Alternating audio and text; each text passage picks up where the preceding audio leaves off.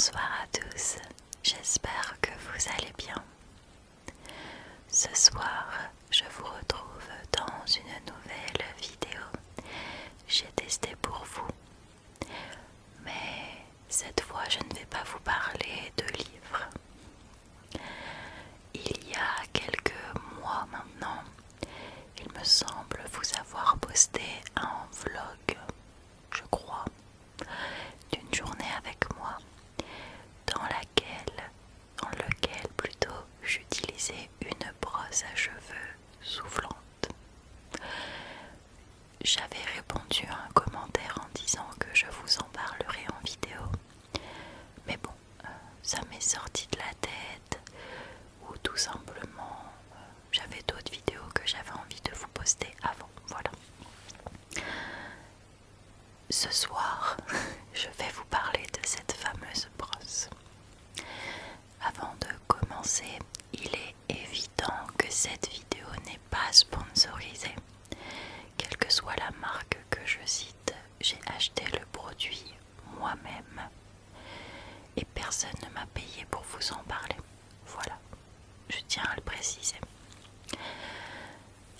Alors, vous le savez peut-être pas parce que c'est pas forcément des choses que j'ai partagées avec vous, mais je me suis très longtemps lissé les cheveux. Ma nature de cheveux a évolué à travers les années, je pense comme tout le monde, et j'ai été un peu prise dans ce cercle vicieux quand j'étais adolescente du culte des cheveux ultra lisses. Tout le monde se lissait les cheveux, donc voilà, je me lissais aussi les cheveux. J'avais la chance d'avoir une bonne nature de cheveux, donc ils ne s'abîmaient pas tant que ça, même si je ne mettais rien pour les protéger de la chaleur. Voilà. Puis les années ont passé et j'étais moins fan du lisseur. Au contraire, j'aimais bien donner un mouvement à mes cheveux. Donc soit je les bouclais / les gaufrais, très rarement mais toujours, je le faisais quand même. Soit tout simplement je les séchais au sèche-cheveux pour leur donner un peu de volume. Et j'avais même, vous savez, les brosses à brushing comme ont les coiffeuses. Fast forward à cet été où j'ai commencé une très grosse perte de cheveux due à un choc émotionnel. Bon, j'étais pas prête, sachant que j'ai toujours eu une masse de cheveux très importante. Je me suis retrouvée avec des cheveux fins, cassants, et même si j'en prenais toujours soin, je n'arrivais pas à faire revenir ma masse, ou tout simplement à ce qu'il repousse, même si c'était plus de la même longueur, c'est pas grave. Donc j'ai commencé à me renseigner sur justement les choses à faire et à ne pas faire. Alors il y a toujours ce conseil de ne pas dormir les cheveux détachés. Or je n'arrive pas à dormir avec les cheveux attachés, ça me gêne en fait, tout simplement. Donc c'est quelque chose que je fais encore. Pour limiter la chute, il y a les têtes d'oreiller en soie / satin. Je n'ai pas encore passé ce cap, dormir avec les cheveux dans une charlotte pareille de soie ou de satin. Mais un truc que j'ai fait trop longtemps, c'était me brosser les cheveux quand ils étaient encore mouillés. Or ce n'est pas recommandé puisqu'ils sont, c'est un peu comme les ongles, quand ils sont mouillés, il ne faut pas les utiliser parce qu'ils ont tendance à se plier et à casser plus facilement. Voilà. J'ai également commencé les bains d'huile. J'ai commencé à adapter les shampoings que j'utilisais aux besoins que j'avais. Enfin bref, voilà. Mais le souci c'est que c'était pas non plus recommandé de se brosser les cheveux quand ils étaient encore mouillés, mais c'était pas non plus recommandé de laisser les cheveux sécher à l'air libre parce qu'en fait au niveau de la racine ils s'étouffaient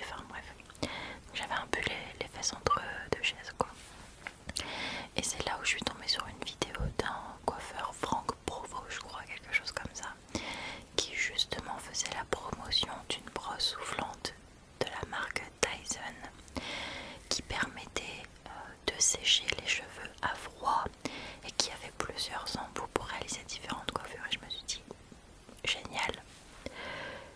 J'ai avalé ma salive de travers quand j'ai vu le prix en fait de cette fameuse brosse à cheveux Dyson. Et j'avoue que pendant un moment, je crois qu'elle est à 500-600 euros.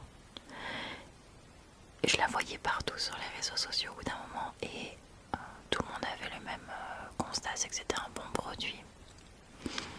Donc j'avoue que je me suis tâtée, vraiment je me suis tâtée. Mais au bout d'un moment je me suis dit, non tu vas pas foutre 600 balles dans une brosse à cheveux quoi, une brosse soufflante même si elle a 50 000 embouts. Enfin non, sois raisonnable. Et j'ai été raisonnable. J'ai commencé à regarder sans franchement m'y attarder les différents types de brosses à cheveux qui s'apparentaient un peu à ça, à ce modèle, et on était toujours aux alentours de 150 etc. Donc j'étais un peu dégoûtée parce que même si c'était moins cher, ça restait quand même un budget que j'avais pas forcément envie de mettre dans une brosse à cheveux. Et puis un jour je me suis baladée à Jiffy et j'ai trouvé mon bonheur pour la maudite somme de 30 euros. Et je me dis waouh, c'est incroyable. J'ai acheté cette brosse en me disant bon, soit elle fait le taf et ce sera les 30 euros les mieux investis, soit voilà, c'est pas top, mais t'auras dépensé que 30 euros et peut-être que tu culpabiliseras moins d'aller vers celle à 150 euros pour avoir quelque chose qui tient un peu plus. Laissez-moi vous montrer cette brosse. Donc déjà on a le corps, je pense qu'on peut appeler ça comme ça, le corps de la brosse avec le câble d'alimentation qui est assez long.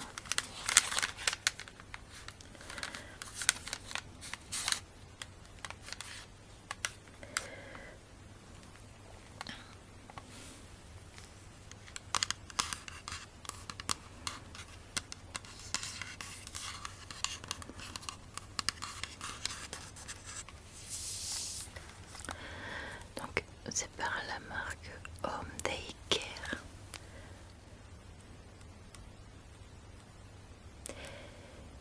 Et comme vous voyez, il y a plusieurs vitesses. Donc on a 0, éteindre, C pour cold, chaleur 1 et chaleur 2.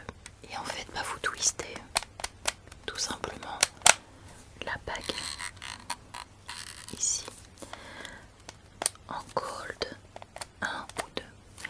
Ce que j'aime bien, c'est que ce n'est pas trop sensible, c'est-à-dire qu'il y a des grands arrêts parce que des fois certaines brosses, c'est vraiment, faut vraiment avoir le coup de main expert pour la mettre sur le bon niveau. Là non, on a cold 1 et 2. Voilà. Également, ce que j'ai aimé, c'est que le câble est rotatif en quelque sorte. C'est-à-dire que quelle que soit la façon dont vous l'utilisez, vous ne serez pas bloqué parce que le câble ne reste que dans une seule position. Ça, j'ai beaucoup aimé. Il est très léger et même lorsque vous mettez les embouts, ça reste léger. Le corps ne chauffe pas, ce qui m'a vraiment étonnée. Bon, l'air sort de là. Voilà. Et vous avez un petit bouton bouche sur lequel vous appuyez pour venir enclencher les différents embouts. Voilà.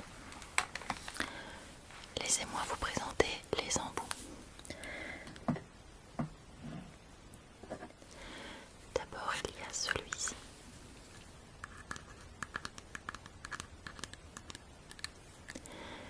Qui est comme ceci.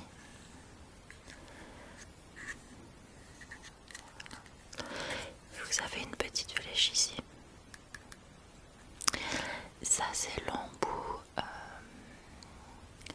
sèche-cheveux en quelque sorte. Donc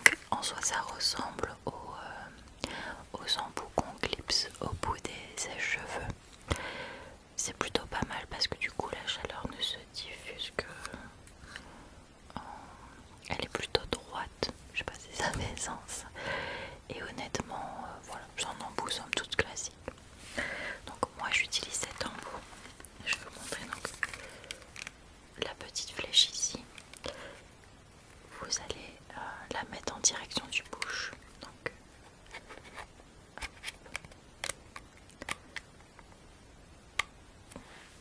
et voilà. Donc voici à quoi il ressemble quand c'est pour sécher les cheveux. Et comme je vous disais, j'ai appris que les coiffer ses cheveux en étant mouillé, c'est pas bon. Donc ce que je fais pour ne pas agresser mes cheveux ni mon cuir chevelu, c'est que je sèche mes cheveux en cold quand j'ai le temps. Parce que forcément quand on sèche ses cheveux à froid, bien que ça n'agresse pas le cuir chevelu, etc., ça prend quand même un peu plus de temps. Donc je le fais vraiment quand j'ai le temps. Sinon j'avoue que quand je suis pressée, je le mets en position 1 pour éviter de le mettre en position 2 et vraiment avoir une chaleur très puissante en quelque sorte au contact de mes cheveux encore humides, quoi. Voilà. Et pour retirer l'embout, vous appuyez sur push. Et voilà. Par contre, le corps n'est pas chaud après utilisation. Les embouts sont chauds pour le coup. Je me fais toujours avoir, même si ça fait, je crois, 6 mois que je dois avoir la brosse, je continue à la prendre, à prendre les embouts à pleine main pour les sortir du corps et je me brûle à chaque fois. Donc faites attention. Si j'utilisais que cet embout là, je le laisserais refroidir. Mais comme j'utilise un autre embout après avoir séché mes cheveux, voilà. Donc faites attention si vous la voyez chez Jiffy cette brosse et que vous l'achetez, le corps reste froid, mais par contre les embouts chauffent parce que de toute façon l'air chaud sort de là, quoi. Alors à froid, je sèche mes cheveux à 80%, on va dire, c'est-à-dire que une fois l'embout retiré, si je touche mes cheveux, ils sont encore humides. Et c'est là qu'intervient le deuxième embout que j'utilise tout le temps. Et d'ailleurs, il y a encore mes cheveux accrochés dedans. Je sors de la douche et j'ai fait tout ça, donc voilà. C'est cette brosse.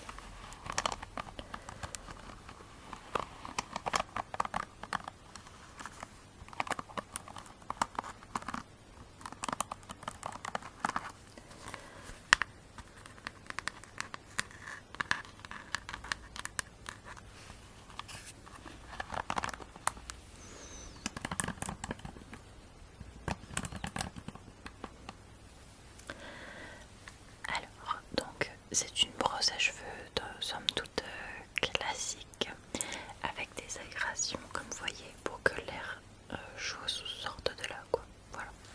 Je vous dis, il y a encore mes cheveux dedans. À la différence du précédent embout, elle ne se met pas comme ça, mais sur le côté. Voilà. Ce qui en soi n'est pas gênant parce qu'on peut tout simplement l'utiliser normalement. Voilà.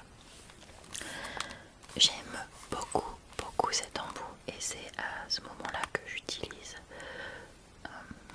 Je l'utilise sur la totalité de ma chevelure en puissance 1 voire 2, j'avoue. Et c'est avec cette brosse que je vais démêler mes cheveux puisque si vous vous souvenez, je ne les ai pas brossés avant de les sécher. Donc je sectionne mes cheveux en plusieurs parties et je pars du bas et délicatement je remonte en fait. Voilà. Et la chaleur va finir de sécher mes cheveux mais aussi les lisser et me permettre de leur donner un mouvement. Alors si vous brossez les cheveux comme ça, bah, ça va vous les aplatir, mais des fois je l'utilise comme ça pour donner un peu une petite vague, un léger mouvement. Voilà, j'adore cet embout honnêtement. Celui-ci et l'embout de sèche, c'est ce que j'utilise le plus souvent. Alors c'est pas forcément pour avoir un effet lissé que je l'utilise, bien que mes cheveux soient raides, mais comme vous voyez, c'est voilà.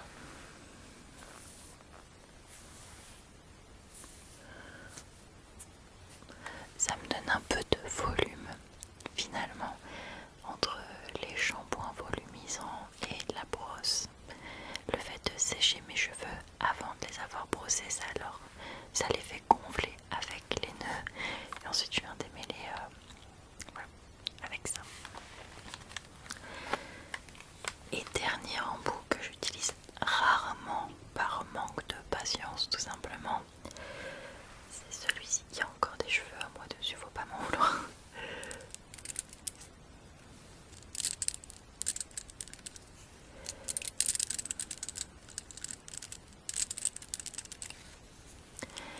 Qui, vous l'avez compris, est un embout pour tout simplement boucler les cheveux ou du moins leur donner un mouvement, que ce soit vers l'extérieur ou vers l'intérieur. Voilà. Comme je vous ai dit, c'est plus par manque de temps, de patience que je n'utilise pas. Et puis, si je voulais vraiment boucler tous mes cheveux, je n'utiliserais pas ça, ça prendrait trop de temps. Et c'est là où la flexibilité du câble est vachement appréciable, parce que quand vous avez la brosse comme ça,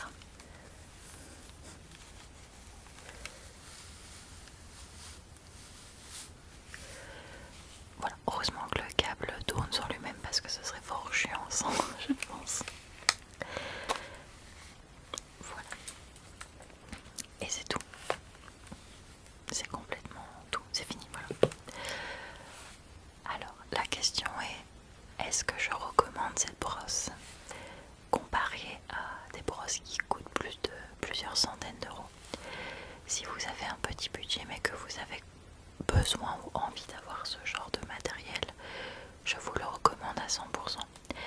C'est pas parfait comme produit, le fait que les embouts soient quand même vachement chauds. Voilà, c'est pas sécure, mais une fois que vous avez pris l'habitude, ça passe. Le bouton bouge, des fois se coince un peu, ça n'abîme en rien l'appareil ni les embouts, c'est juste un peu chiant quoi. Mais en soi, pour 30 euros, je suis très satisfaite de ce que j'arrive à faire avec, et je l'utilise à chaque fois que je me lave les cheveux, c'est-à-dire 2 à 3 fois par semaine. Ça doit faire 6 mois que je l'utilise. J'ai pas eu de panne, j'ai pas eu de court-circuit, la brosse n'a pas cessé de fonctionner en plein milieu de mon brushing. Franchement, pour 30 euros, je vous dirais foncez. Maintenant, si vous avez les moyens de mettre des centaines d'euros dans le Dyson qui en vaut 600, faites-le, parce que si c'est dans votre budget, ne vous privez pas. Il y a quand même plus d'embouts dans le Dyson. Il y a une technologie quand même qui est plus avancée que dans une brosse achetée à Jiffy, même si franchement pour 30 euros, j'ai absolument rien à lui reprocher, hormis les embouts qui sont quand même chauds. Mais bon, c'est de la chaleur soufflée, donc ça tombe un peu sous le sens. Moi, pour l'utilisation que j'en fais, je trouve ces 30 euros très bien investis. Franchement, j'ai déjà utilisé l'effet bouclé et en vidéo vous m'avez dit waouh, ça te va bien. Ça c'est très bien. Le côté froid est vraiment, alors quand il marque cold, ça veut pas dire que c'est froid, on va dire que c'est tiède. Et pour le coup, il fonctionne très bien. On sent vraiment la différence entre la puissance 1 et la puissance 2. C'est plutôt pas mal. Il est léger, le cordon est rotatif, donc quand vous utilisez l'embout boucleur, vous n'êtes pas embêté. Non, franchement, pour 30 euros, je suis vraiment très contente de mon achat. Si j'avais eu les moyens, oui, je serais partie chez Dyson, parce que mine de rien, malgré son prix, si cet appareil s'est autant vendu et que les revues sont à l'unanimité tout aussi positives, c'est qu'il y a une raison. Voilà, généralement les produits Dyson, ce sont des produits de qualité, sûrs, avec des technologies qui sont quand même plus avancées. Mais pour les personnes n'ayant pas le budget, n'hésitez pas si vous le voyez à Jiffy. Je crois que en grande surface, vous pouvez trouver d'autres marques, style Babyliss, je crois, qui a sorti une brosse à peu près dans ce style-là pour une 50aine d'euros, si je me trompe pas, ou Revlon, je ne sais plus. Donc après, vous avez d'autres alternatives si vous préférez plus vous